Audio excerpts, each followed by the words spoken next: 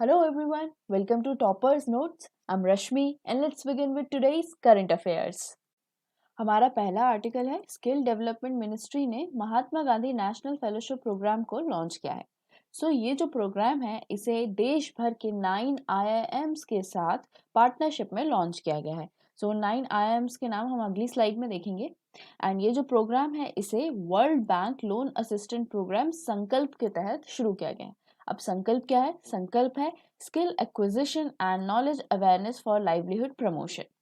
And ये जो 2 साल का एकेडमिक प्रोग्राम है इसमें एक इनबिल्ट कंपोनेंट है, मतलब कि डिस्ट्रिक्ट एडमिनिस्ट्रेशन के साथ ऑन ग्राउंड जो प्रैक्टिकल एक्सपीरियंसेस रहते हैं ये शामिल है। इसमें जो 9 IIMs को इंक्लूड किया गया है वो है IIM बैंगलोर, अहमदाबाद, लखनऊ, कोझिकोडे, विशाखापट्टनम, उदयपुर, नागपुर, रांची एंड जम्मू। हमारा अगला आर्टिकल है कि इंडियन एस्ट्रोनॉमर्स ने ब्लैक होल में एक बहुत ही बड़े ऑप्टिकल फ्लेयर को डिटेक्ट किया है जिसका नाम है BL लेसर्टे। ये जो दूर दराज की गैलेक्सीज में सुपर मैसिव ब्लैक होल्स होते हैं ये हमेशा से एस्ट्रोनॉमिकल कम्युनिटी का खुद पर बहुत ज़्यादा ध्यान केंद्रित करते हैं। क्यों? Because of their astronomical emission mechanism, मतलब जटिल उत्सर्जन तंत्र के कारण ये खगोलीय वैज्ञानिकों का खुद पर बहुत ज़्यादा ध्यान केंद्रित करते हैं। ये क्या करते हैं? ये लाइट की स्पीड से चलने वाले चार्ज पार्टिकल्स के जेट को एमिट करते हैं जो कि यूनिवर्स के सबसे ज़्यादा ब्राइटेस्ट और एनर्जेटिक ऑब्जेक्ट्स में से एक है। अब BR लेजर्टी की बात करें तो ये जो ब्लेजर है ये 10 मिलियन लाइट ईयर्स अवे है। एंड ये जो 50 सबसे मेन ब्लेजर्स है उनमें से एक है और इन्हें हम कंपैरेटिवली छोटे टेलीस्कोप से देख सकते हैं। हमारा अगला आर्टिकल है कि Union Ministry of Minority Affairs organise कर रहा है मुशायरा को। एंड कब से ऑर्गेनाइज कर रहा है? 20 फरवरी से। अब मुशायरा क्या होता है? ये एक पोएटिक सिंपोजियम है, मतलब कवि संगोष्ठी है। ये एक इवेंट होता है जिसे महफिल या फिर मुशायरी भी कहा जाता है। यहाँ पर सभी कवि अपने काम को सुनाने के लिए इकट्ठे होते हैं ताकि वो इंजॉय कर पाएं, क्रिटिसाइज कर पाएं एंड अल्टीमेटली वो अप्रिशिएट कर पाएं कि क्या क्या रिसाइट किया गया है। अब देखते हैं कल्चर कहाँ का है। ये बेसिकली पाकिस्तान, नॉर्थ इंडिया और डेक्कन प्लेट्यू के लोगों का कल्चर है। वहां पर जहाँ पर स्पेशली हैदराबादी मुस्लिम्स हैं, ये उनका कल्चर है। एंड ये जो उर्दू मुशायरा है ये हमारे जो लास्ट मुगल शासक थे बहादुर शाह जफर, उनके द्वारा ये पूरे इंडिया में बहुत ज़्यादा लोकप्रिय हुआ था। हमारा अगला आर्टिकल है कि हमारे प्रधानमंत्री मोदी जी महाराजा सुहेलदेव मेमोरियल की आधारशिला रखेंगे। हमारे प्रधानमंत्री मोदी जी 16 फरवरी को महाराजा सुहेलदेव मेमोरियल की और चित्तौरा लेक में जो विकास कार्य है उसकी आधारशिला रखेंगे। जैसे ही महाराजा सुहेलदेव की बात होती है आपके दिमाग में आ जाना चाहिए कि उत्तर प्रदेश बहरेज की बात हो रही है। ये इवेंट वहीं पर कंडक्ट किया जाएगा महाराजा सुहेलदेव की बर्थ एनिवर्सरी पर। एंड इस पूरे प्रोजेक्ट में क्या क्या इंक्लूडेड है वो देख लेते हैं। इसमें एक महाराजा सुहेलदेव का स्टैचू को इंस्टॉल किया जाएगा एंड साथ में बहुत सारे डेवलपमेंट्स किए जाएंगे रिलेटेड टू टूरिस्ट एक्टिविटीज, जैसे कि कैफेटेरिया, गेस्ट हाउस एंड बच्चों के लिए पार्क, इन सबको डेवलप किया जाएगा। जो महाराजा सुहेलदेव थे बहुत ही पावरफुल लीडर थे एंड देश को बचाने में इनका बहुत बड़ा हाथ भी है। इन पर एक बुक लिखी गई है जिसका नाम है legend of Suheldev, the king who saved India. इस किताब को लिखा है अमीश त्रिपाठी ने। अमीश त्रिपाठी की बुक्स पूछ ली जाती है एग्जाम्स में।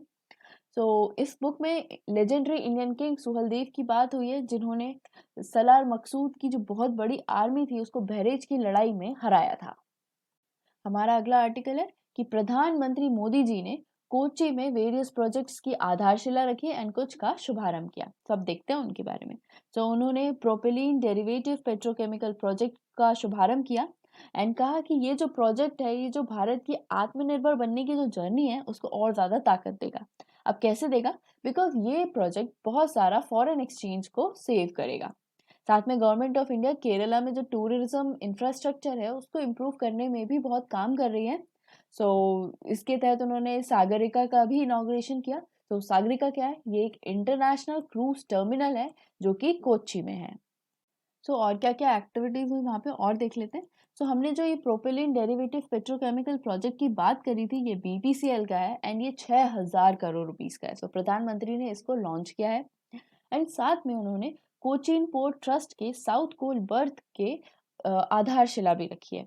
एंड साथ में हमारे प्रधानमंत्री मोदी जी ने कोचीन पोर्ट ट्रस्ट का जो इंटरनेशनल क्रूज टर्मिनल है उसका शुभारंभ किया और कोचीन शिपयार्ड के विज्ञान सागर का भी शुभारंभ किया। अब विज्ञान सागर क्या है? ये मरीन इंजीनियरिंग ट्रेनिंग इंस्टीट्यूट के लिए एक कैंपस है। तो ये जो विज्ञान सागर है ये कोचीन शिपयार्ड का न्यू नॉलेज कैंपस कहलाएगा। हमारा अगला आर्टिकल एक स्कीम से रिलेटेड है, तो वो है submission on seeds and planting materials. तो इसे किसान कल्याण के लिए क्वालिटी सीड्स के उत्पादन और आपूर्ति के लिए इस seed and planting material submission को शुरू किया गया है। अब इसे किसके द्वारा इम्प्लीमेंट किया जा रहा है? इसे department of agriculture, corporation and farmers welfare के द्वारा इम्प्लीमेंट किया जा रहा है। ये एक किसान कल्याण योजना है। सो इसके तहत क्या क्या इम्प्लीमेंट किया जाएगा वो देखते हैं। सो सीड विलेज प्रोग्राम्स को शुरू किया जाएगा एंड उन्हें और बेहतर तरीके से इम्प्लीमेंट किया जाएगा।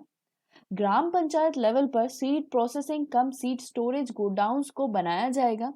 नेशनल सीड रिजर्व्स पर काम किया जाएगा, उन्हें और बेहतर किया जाएगा। जो प्राइवेट सेक्टर में जो सीड प्रोडक्शन है उसको और ज़्यादा बूस्ट किया जाएगा एंड साथ में quality control and infrastructure facilities को और ज़्यादा ताकतवर बनाया जाएगा। सो हमने ये जो सीड विलेज प्रोग्राम है इन सब की बात करी, इसे हम डिटेल में नेक्स्ट स्लाइड में देखते हैं। अभी ये याद रखना इस स्कीम का नाम एंड इसे किसके द्वारा इम्प्लीमेंट किया जा रहा है, और ये एक किसान कल्याण योजना है। सो हम बात कर रहे थे कि किसान कल्याण योजना में क्या क्या इम्प्लीमेंट किया जाएगा। सो उसमें सीड विलेज प्रोग्राम्स होंगे, सब देखते हैं ये क्या होता है। सो इसके तहत 4.2 लाख सीड विलेजेस बनाए जाएंगे। अब इसमें क्या होगा, इसमें 38.01 लाख क्विंटल्स की जो सर्टिफाइड सीड्स है, मतलब क्वालिटी सीड्स हैं, उनको बहुत ही कंसेशनल रेट्स पर 170.86 लाख किसानों को बांटा जाएगा। मतलब इस प्रोग्राम के तहत क्वालिटी सीड्स को किसानों को कंसेशनल रेट्स पर बांटा जाता है। अब फिर हम बात कर रहे थे प्रोसेसिंग कम स्टोरेज गोडाउन्स की। सो इसमें इस प्रोग्राम में स्टेट्स को 517 ग्राम पंचायत लेवल पर सीड प्रोसेसिंग कम स्टोरेज गोडाउन्स की कंस्ट्रक्शन के लिए वित्तीय सहायता दी जाएगी, जिसमें कि एक जो यूनिट होगी उसका कैपेसिटी होगी 500 मेट्रिक टन की। सो इससे ओवरऑल जो seed processing and seed storage की कैपेसिटी है वो बहुत बढ़ जाएगी। एंड फिर था हमारा नेशनल सीड रिजर्व प्रोग्राम। सो इसके नाम से समझ में आ रहा है कि इसमें जो बीज है उनको रिजर्व किया जाएगा। सो इस प्रोग्राम के तहत शॉर्ट और मीडियम क्रॉप वेराइटीज के 17.01 लाख क्विंटल सीड्स को रिजर्व किया जाएगा, जिससे कि जब कोई नेचुरल कैलेमिटीज आती है, कोई डिजास्टर आता है, जैसे कि ड्रॉट हो गया, साइक्लोन हो गया, फ्लड्स हो गए, सो इस टाइम पे किसानों को वो क्वालिटी सीड्स प्रोवाइड किया जा सके एंड उनको उन टाइमों के लिए रिजर्व करके रखा गया है। हमारा अगला आर्टिकल LRSAM मिसाइल्स के फाइनल प्रोडक्शन बैच की फ्लैग ऑफ सेरेमनी से रिलेटेड है। So recently long range surface to air missiles का जो फाइनल बैच था, इसको DRDL APJ Abdul Kalam missile complex, जो कि हैदराबाद में है, वहां से रवाना किया गया है। सो ये पूछ लिया जाता है कि ये कहाँ पर है एंड इसकी स्थापना किसने की, तो ये सब आपको पता होना चाहिए। एंड इसके बाद ये जो long range surface to air missiles हैं, इसे इंडियन शिप्स में, इंडियन नेवी की जो लेटेस्ट शिप्स हैं उनमें लगाने के लिए DRDO एंड IAI इजराइल के साथ जॉइंटली डेवलप किया गया है। एक बात और, ये जो long range surface to air missile system है, ये एरियल टारगेट्स जैसे कि फाइटर एयरक्राफ्ट हो गए, सबसोनिक और सुपरसोनिक क्रूज मिसाइल्स हो गई, इनके खिलाफ point and area defence provide कर सकती है। अब देखते हैं prime chunks for all competitive exams. So DRDO का फुल फॉर्म है defence research and development organisation. इसकी स्थापना 1958 में हुई थी, ये आपको याद ही होना चाहिए, ये इम्पॉर्टेंट है। इसका हेडक्वार्टर दिल्ली में है एंड प्रेजेंट में सतीश रेड्डी इसके हेड है। हमारा अगला आर्टिकल है कि हमारे union Ministry of Minority affairs Hunar Haat को ऑर्गेनाइज करेगी। सो कब ऑर्गेनाइज करेगी? 20 फरवरी को ऑर्गेनाइज करेगी।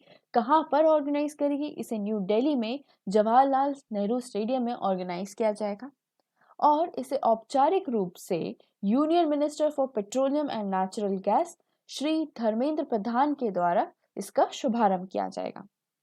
अब ये जो हुनर हाट है, ये इसका 26वां संस्करण है। ये याद रखना है कि ये जो 2021 में हो रहा है वो इसका 26वां संस्करण है एंड इसकी थीम है वोकल फॉर लोकल, जिसमें 31 से अधिक राज्यों और केंद्र शासित प्रदेशों से बड़ी संख्या में महिला कारीगरों सहित 600 से अधिक कारीगर और शिल्पकार भाग लेंगे।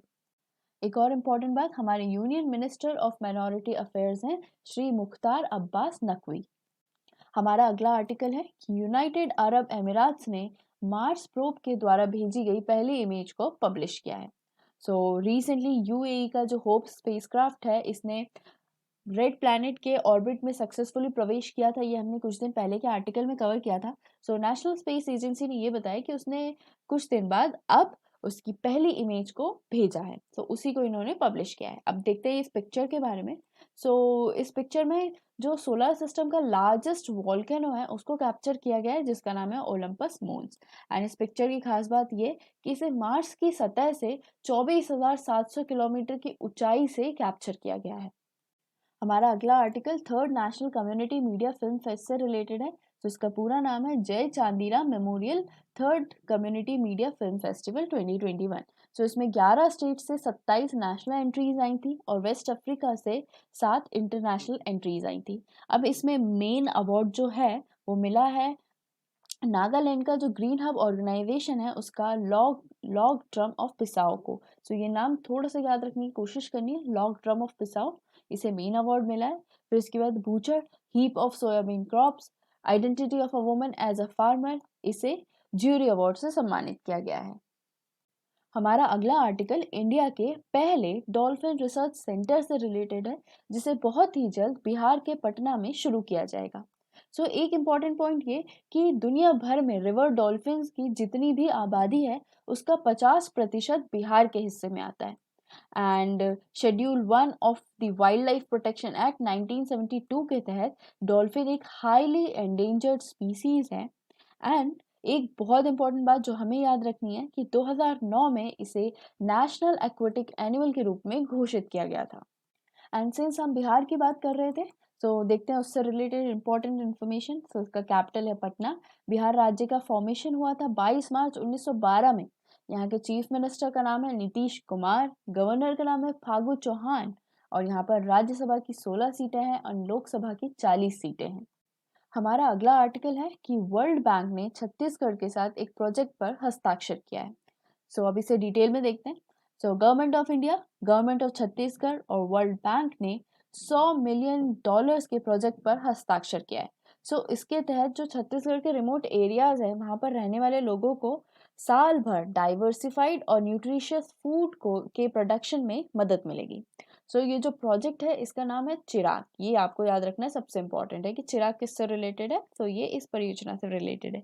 ये एक एक्रोनिम है, इसका फुल फॉर्म है Chhattisgarh inclusive rural and accelerated agriculture growth, मतलब छत्तीसगढ़ समावेशी ग्रामीण और त्वरित कृषि विकास। ये जो प्रोजेक्ट है ये स्पेशली छत्तीसगढ़ का जो साउदर्न रीजन है जहाँ पर ट्राइबल कम्युनिटीज रहती हैं जो बहुत ज़्यादा अंडर नरिश्ड एंड गरीब हैं, उस एरिया में इस परियोजना को लागू किया जाएगा। अब देखते हैं छत्तीसगढ़ से रिलेटेड कुछ इंपॉर्टेंट इन्फॉर्मेशन।